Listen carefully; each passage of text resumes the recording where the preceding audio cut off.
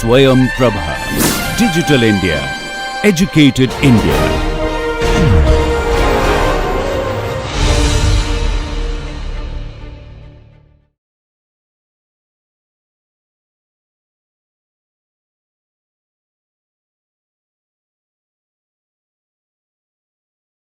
So let me invite War Yin Hu from National Taiwan University of Science and Technology to deliver the keynote talk.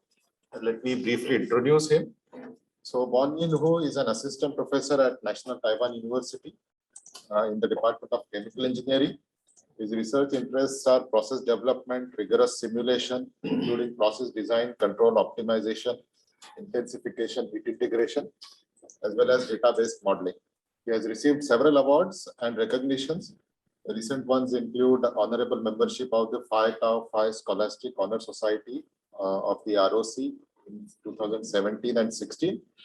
Also, in 2016, Excellent Dissertation Award from BSF in Taiwan. With that, I'll hand it over. Okay, thank you for the nice introduction. Good afternoon to all of you. And also, good morning, good afternoon, and good evening to our friends online.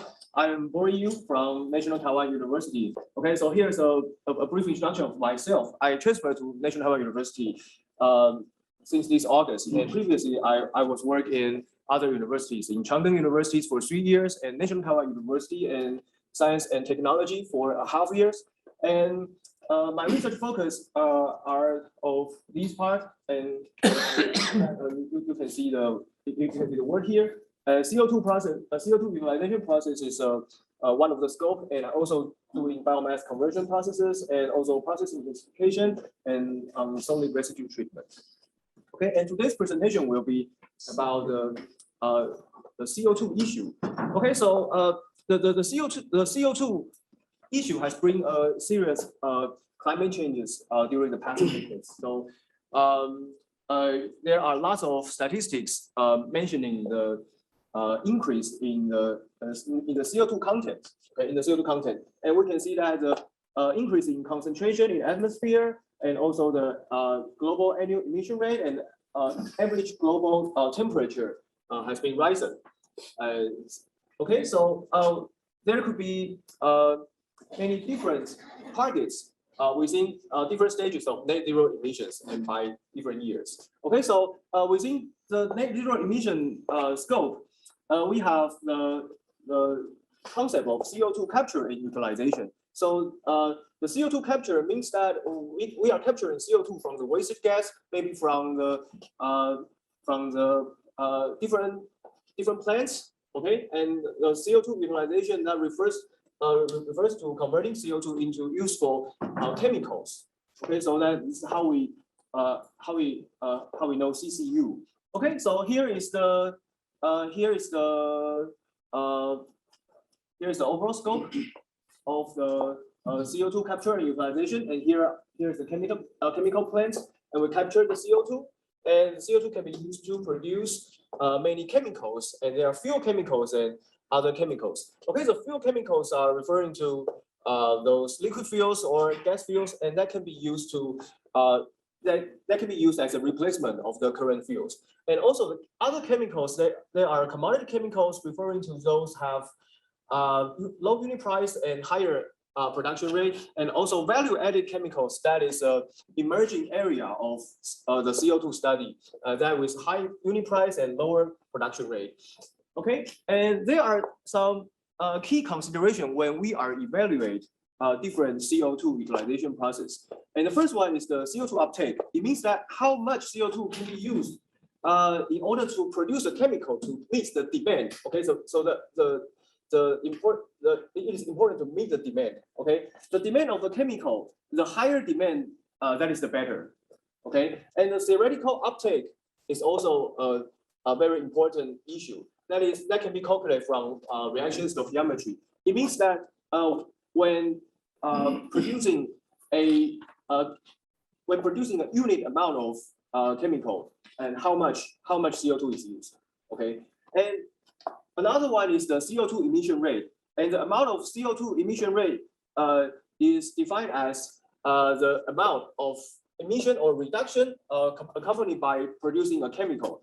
Okay, so here emission and reduction means that decarbonization is no guarantee for the CO2 utilization process, even if CO2 is used as a raw material.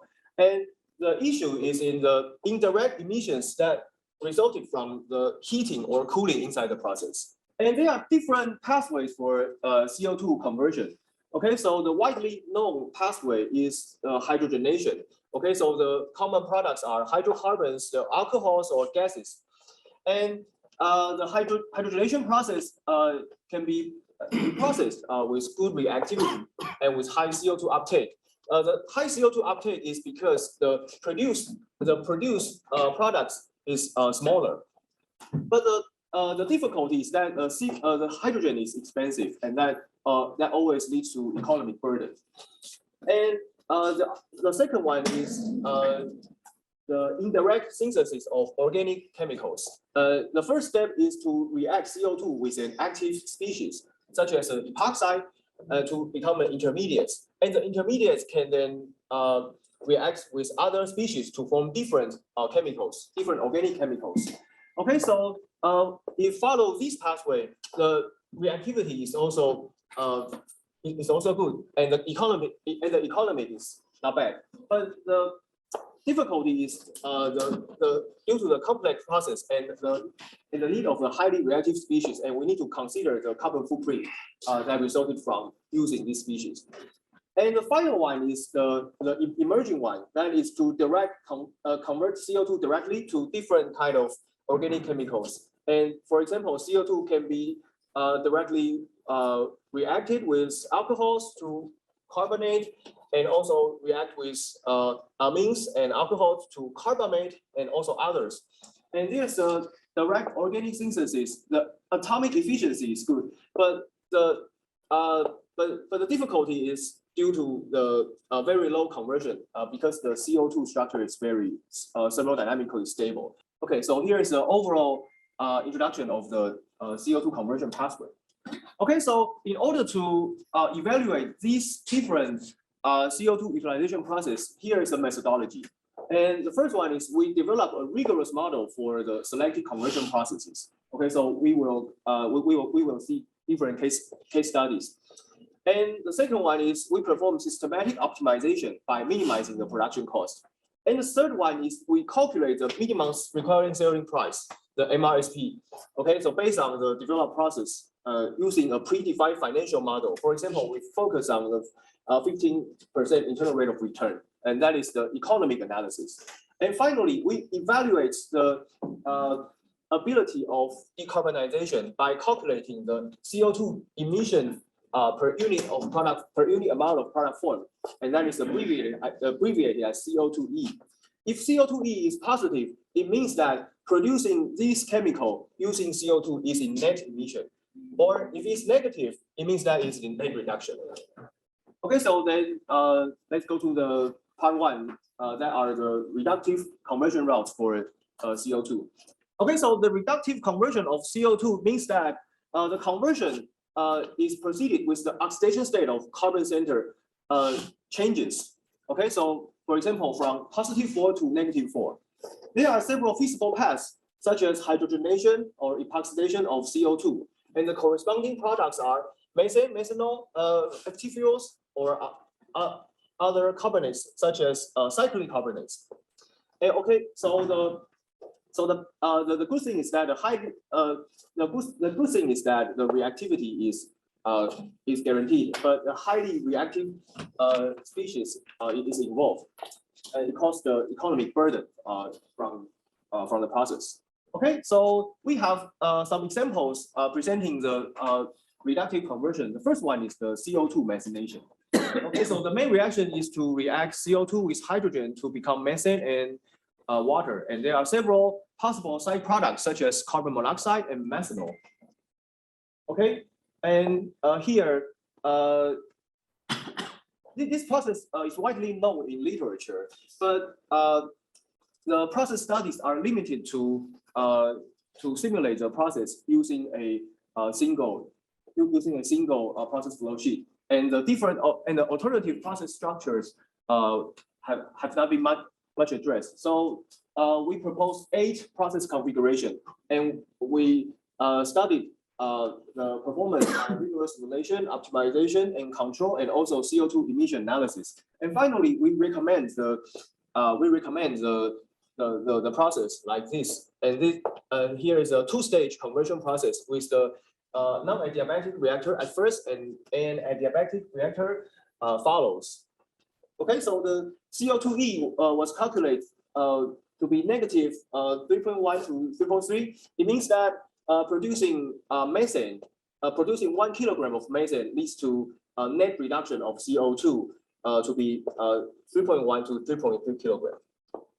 Okay, and the MRSP of this process that was evaluated at 15% internal rate of return reached $32.8 per MMBTU. It's much higher than the commercial price of natural gas. And the reason for this is because we assume the hydrogen cost to be $2.4 per kilogram. That is quite expensive and leads to economic burden of the process. And the next one is for producing methanol from CO2. Okay, so the main reaction is that reacting CO2 with hydrogen to methanol and water. And the possible side products are carbon monoxide and higher alcohols. Okay, so again, the methanol process is widely known in literature, but not many researchers devoted themselves in discovering different process schemes. So we propose 6 process configurations for the methanol production.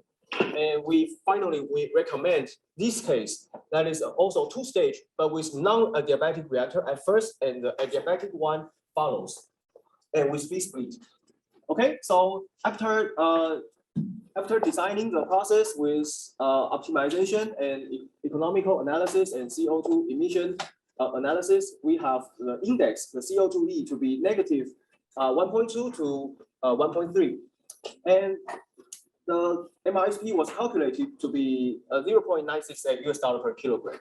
And notice that the fossil-based methanol costs only $0.35 per kilogram. So again, the introduction of hydrogen leads to another economic burden in the CO2 to methanol process. And here we also calculate that CO2e using the green hydrogen. That means the carbon footprint from hydrogen is 0. And that is also not the case. Okay, so we present another index that hydrogen should be emits, the production of hydrogen should emit less than 6.5 ton CO2 per ton hydrogen for the net decarbonization. And the next one is for production of FT fuels. And here are the main reactions. And the first one is for olefins, CnH2n for olefins, and the second one is for alkanes. Okay, so here is a process. It consists of different stages. The reaction here, and the recover of unreacted CO2 here, and pressurization here, and cryogenic distillation section for olefin, for olefin purification as the last step. And in this process, we focus on the production of light olefin, that is ethylene and propylene. And this process is still under study. And at the current time, we evaluate the CO2e to be negative 0.93. Okay, so basically, if the CO2 is converted to chemicals, follow the hydrogenation, it can lead to decarbonization if green hydrogen is used. Okay, and for the next 2, I would like to introduce the indirect synthesis process. The first one is for dimethyl carbonate, and there are 2 steps. Okay, the first step is CO2 to react with ethylene oxide to become ethylene carbonate. And the second one is ethylene carbonate react with methanol to dimethyl carbonate and ethylene glycol. Okay, so here we perform the rigorous simulation, optimization, economy, and CO2 emission analysis. And the process is proposed here. And here is a reactive distillation for the step 2, the trans-esterification reaction. And the step 1, CO2 react with ethylene oxide is performed here. And there is also a extractive distillation section in order to separate the azeotropic mixture that formed by methanol and dimethyl carbonate. Okay, so let's look at the index. The internal rate of return is good based on the market price of these species. Okay, so the economic performance is not bad. And for the CO2e, it's a positive 0.05, even if we use CO2 as the raw material. And the barrier is in the need to separate the azeotropic mixture in between methanol and dimethyl carbonate, so that this is the case that indirect emission is greater than the CO2 consumption as the raw material. Okay, and the next one is also an indirect synthesis process, and in this case we discussed the production of glycerol carbonate. And there are also two reactions. The first one is to react CO2 with propylene oxide to propylene carbonate. And the second one is also a trans-esterification that reacts propylene carbonate with glycerol to become propylene glycol and glycerol carbonate. And the process is proposed as here, and the process is still under study.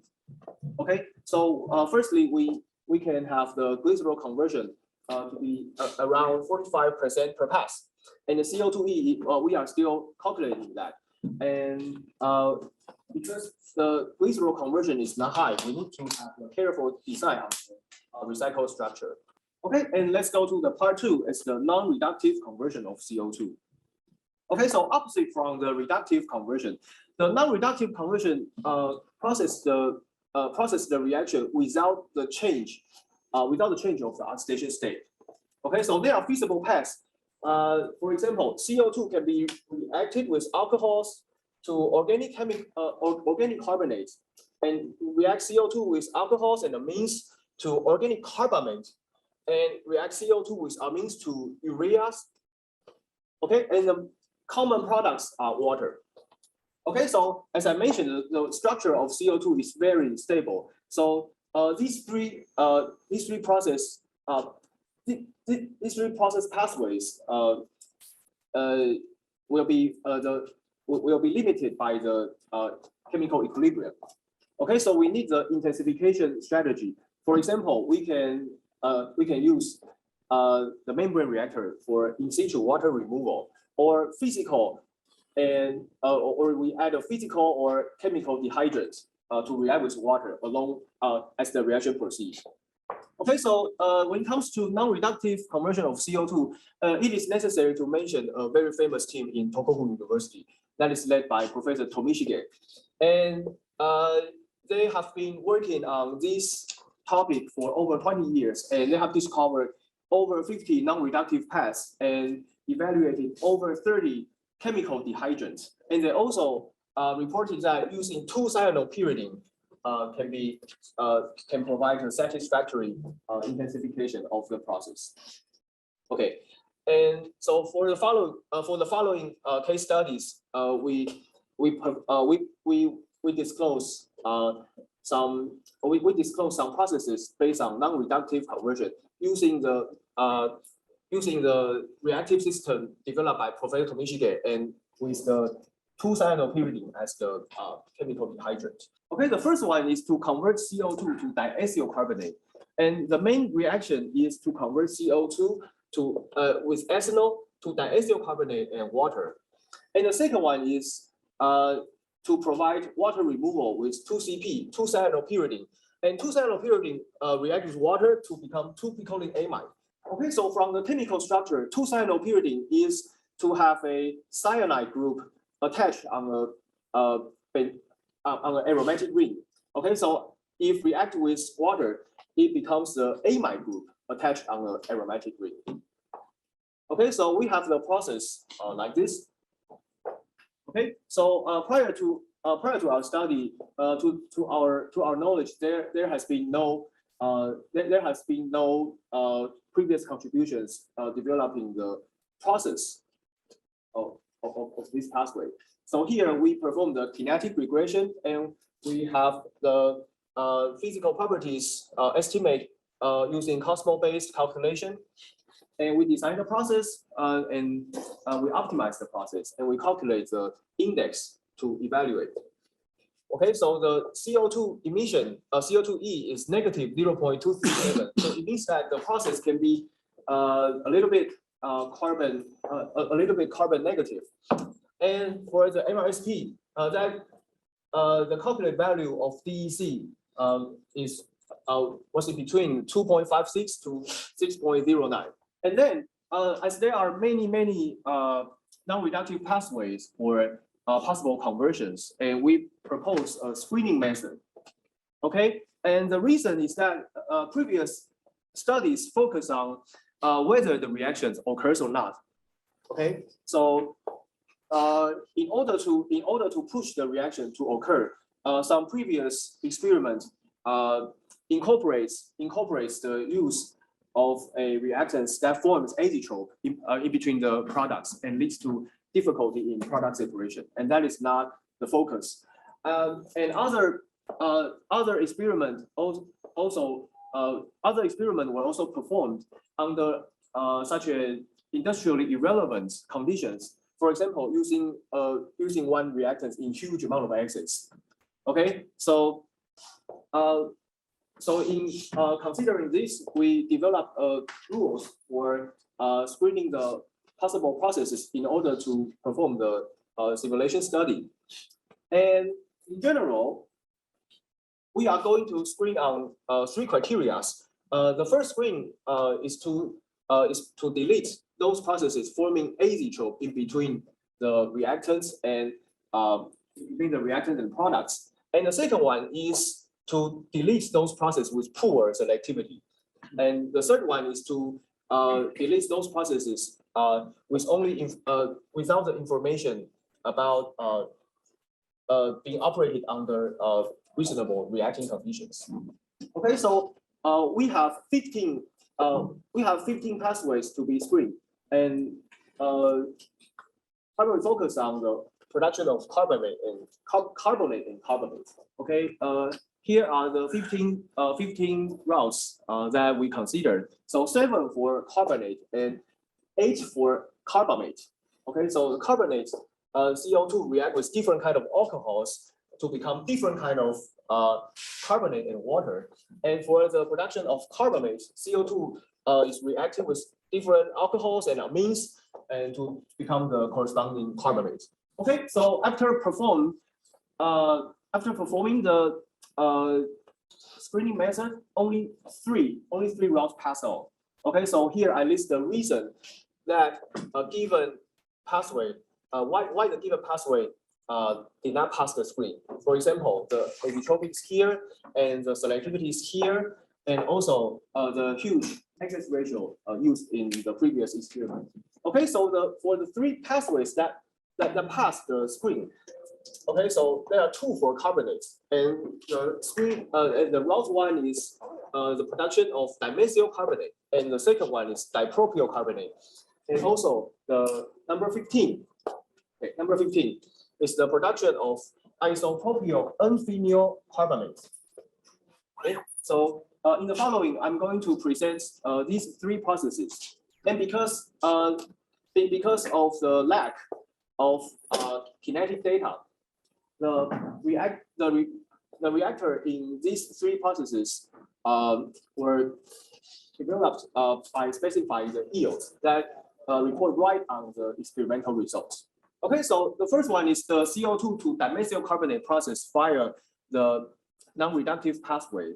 Okay, so the process is here, and the yield is specified as follows. So in specifying the yield, we consider the occurrence of side products as much as possible, and there are many side products forming between 2CP and 2PA. Okay, so the separation of dimethyl carbonate from those high boiling side products is rigorously considered. Okay, so here is the overall process. And the next one is the CO2 to dipropyl carbonate. Okay, so the process was also developed similarly, and with the yield specified as here. And also there are also side products in between there are also side products from 2CP and 2PA.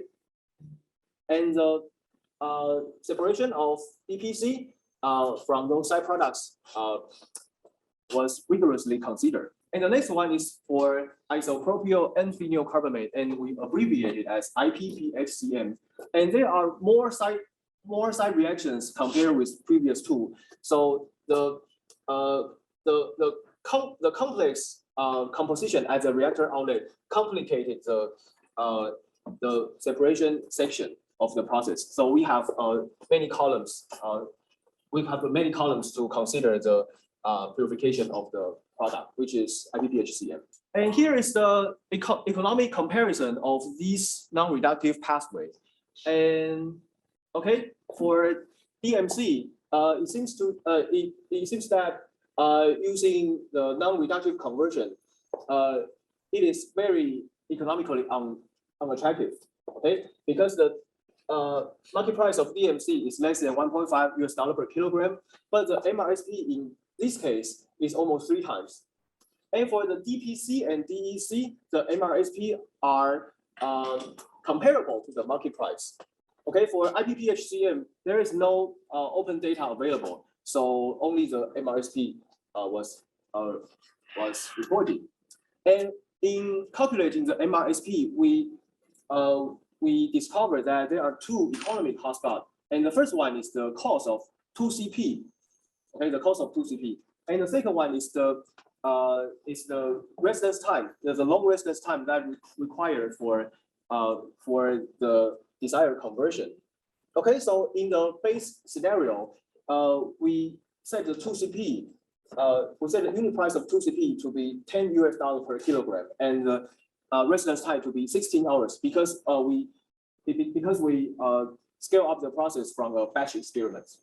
Okay, so then we perform the sensitivity analysis on these 2 factors, and the results are shown here. Okay, so here is the base scenario. So the DMC price is here, the DPC price is here, and IPPHCM here. Okay, and the black dotted line represents the market price. Okay, so after the study, we found that if 2CP can be available at $2 per kilogram, the MRSP of DMC can be comparable to the market price. And the similar findings are also observed in DPC here and IPPHCM here. And the next one is the comparison of the decarbonization ability. Okay, so here we list the CO2e of these 4 processes, and we found that producing IPPHCM and DEC leads to net carbon negative, and producing DMC and DPC is in net carbon emission. Okay, so also notice that in developing the process, DMC and DPC was designed under excess of 2CP, and the stoichiometry ratio is 0.5, and now the excess ratio is 5.0. And also IPPHCM was the IPPHCM process was designed using a very high alcohol to amine ratio of 15. Okay, so it is intuitive that a possible improvement can be made by reducing the extent of excess. Okay, so here is the sensitivity analysis result. Okay, so DMC, DPC, and IPPHCM, the base scenario is here, and the red dotted line represents the carbon neutral. Okay, so if the excess ratio of 2CP to alcohol can be decreased from 5 to less than 2, and we can see the drop in CO2e that can become the in net CO2 negative. And for IPPHCM, it is already in carbon negative as a base scenario, so it can be even lower. But even if the reduction of CO2 emission is possible, the improvement is not so significant. And here is a further study that we try to model the IPPHCM production using a kinetic, using reaction kinetics. So we try to come up with a reaction pathway and perform kinetic regression. And here are the rate constant, and we try to fit the experimental data, and the kinetic model is ready, and we can expect more rigorous kinetic. We can expect a more rigorous economic and environmental analysis, and also a control study with this kind of kinetic model. Okay, and here is another one that is maybe a more special one, that we try to simulate the copolymerization of CO2 and 1,4-BgO to become a polybutylene carbonate, and using the same reacting system that we incorporate 2CP as a chemical dehydrant. And the process is very complicated. And here we calculate the YUMC. Here means the year unit manufacturing cost, and that can be comparable to MRSP. And the CO2e is positive 4.3, and this is very unfavorable. And the reason is because in the state of art operation of this process, we still need to add a lot of solvent in order to separate the products, and that leads to a very huge separation tax after the reaction. So that is the reason for the very unfavorable CO2e. So we recommend the future exploration on the feasibility of reducing the amount of solvent used before the process to scale up. And here is the final comparison of the process study. Okay, so here are we list the CO2e and the theoretical CO2e and MRSP and the market price. Okay, so the first finding is that for the products from reductive conversion, the theoretical CO2e is higher, and also the actual CO2e is quite high. And the reason is because the products to be produced is small. Okay, and for the MRSP, it is apparently greater than the market price, but it could be quite unfair to compare these data, because the market price was mostly determined from the fossil-based plants, and which could be gradually limited or even banned while on the way to pursue a decarbonized world. Okay, and the second one is that for the non-reductive pathways, we are going to produce the value-added chemicals. Okay, but the CO2e is not so attractive because the product being produced has a larger molecule. Okay, so the difficulty and the requirement for a product separation makes the actual CO2e even worse. Okay, so for this kind of routes that they are not oriented in CO2 reduction, but their role may be in to maintain or to enhance the economics of chemical production in a decarbonized world. Okay, so here is a conclusion of my talk. Up to now, we have studied several CO2 conversion processes, either reductive or non-reductive. And those processes with good decarbonization abilities are not economically attractive, but those processes with good decarbonization, those processes with good economics is not significant in decarbonized. Okay, so up to now, there have been no process which can lead to both good economics and good decarbonization ability. But I hope that the conclusion is not so pessimistic. That can be regarded as a summary for the state-of-the-art progress for the CO2 utilization field, and could be used as a basis for the further study. Okay, and here are the recent publications. I welcome you to have a look. And I would like to thank many colleagues who contribute a lot, and also for the students who work very hard for the work. And finally, welcome to Taiwan. There are many famous sites, and it's a beautiful place for you to visit. And I hope that we can have a connection in the future. Thank you very much.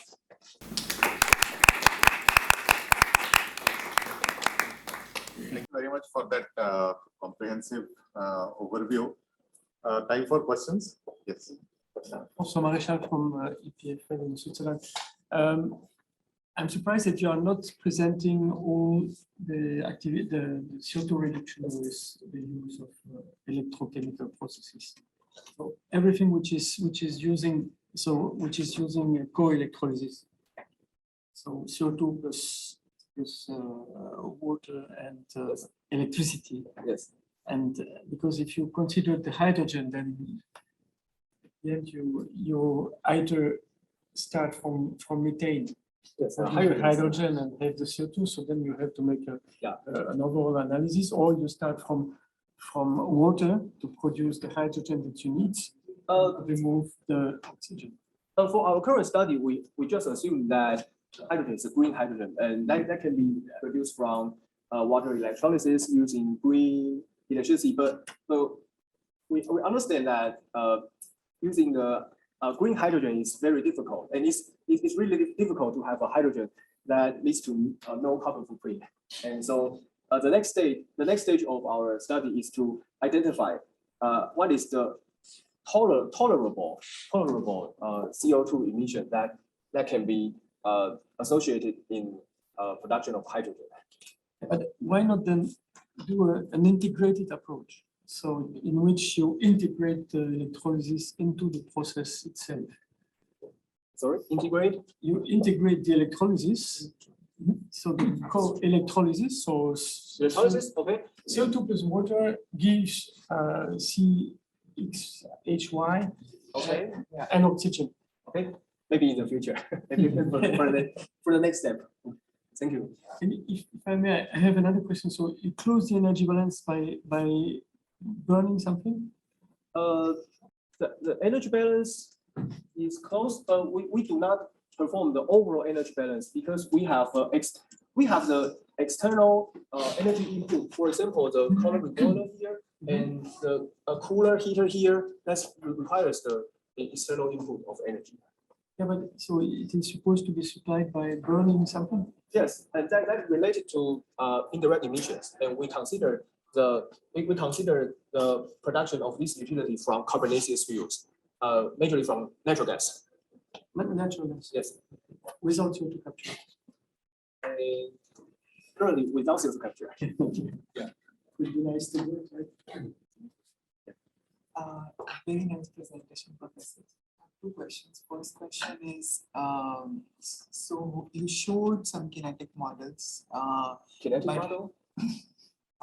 Sorry.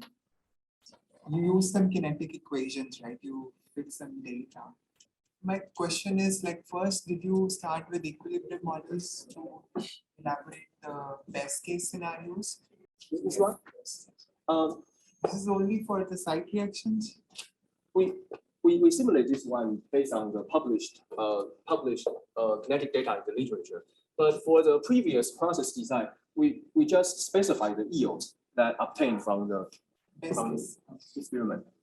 Okay, and then the second question is, you did some sensitivity on what are the co-feeds to make whatever end products you were targeting. Yes. Their prices affect your MSRPs. Yes. And the numbers seem to be way more than the current prices. Yes. But have you looked into maybe either intensifying your processes, and in case you're using catalytic processes, better materials for hitting the targets, better price? At the current stage, we have not focused on process intensification, but we did consider the suitable heat exchange, the heat integration in the system. Okay, maybe I can show you like this. We can save energy here, save energy here. And we did consider some simple heat integration. Yeah, but yeah, maybe for the next step, process intensification is our next target. Your process lineups were sort of fixed. Yes. Any more questions for the speaker? Yes. Good afternoon, Anwar here from Institute of International. I just want to understand the evaluation on the readiness from industry. All right, in order to implement converting all the CO2. So my understanding is that we are not really getting pure CO2 from industry, or practically we couldn't really get the pure CO2.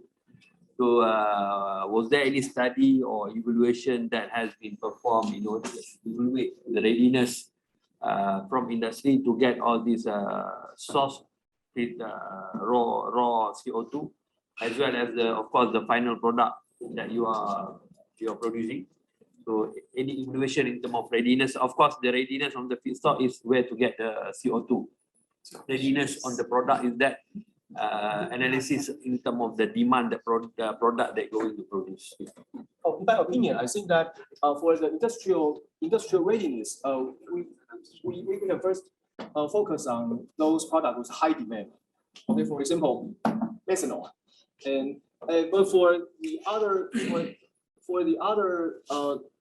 other routes that we tend to discover new process maybe in the future. So at the current time, the development is still limited to the experimental scale. So it's not the readiness that is not high. No, that's why I say I'm not telling that implementing in the industrial scale. What I'm telling is that in order to get the input from industry, in order that you can validate, instead of you going through all these 20 experimentals, so if you are getting feedback or evaluation from industry readiness, so at least you can screen slash off whichever not really feasible or readiness from industry perspective. Okay, I got it. Yeah. It's a very quick question. Yeah, based on your conclusion, would you recommend that CO2 is better to use as for EOR and EGR rather than being chemicals? Look at the conclusion. That's a good question. In my opinion, I would continue to study into these processes if that can be helpful in reaching CO2 reduction. But there's no guarantee. There's no guarantee at the current stage, because all the processes are developed still under the experimental scale. So it's still a long way to go. But I did believe that maybe there are several chemicals that can lead to CO2 reduction in the real case. Maybe methanol has the highest possibility. It's important to realize that in the future, all the countries have pledged to not use fossil fuel anymore because we are not going to emit carbon dioxide. The consequence is that the waste of the production of fossil fuel, which is the petrochemistry, is going to needs to find another source of carbon, right? So therefore, the solutions with the CO2 reduction will be the way to go to produce the chemicals that we need from the waste that we are going to generate. When we will burn the waste, we will have carbon dioxide, and carbon dioxide will then allow to do the circular economy. So I think that it is very important to continue to explore all these routes, and perhaps also consider, and we have learned it from the Ukrainian war, that the cheap price of today will not be the cheap price of tomorrow. Right? Yes. So I think that it's really valuable to go into this direction of finding good ways to use carbon dioxide as a source of carbon. Let's thank all the speakers for the session.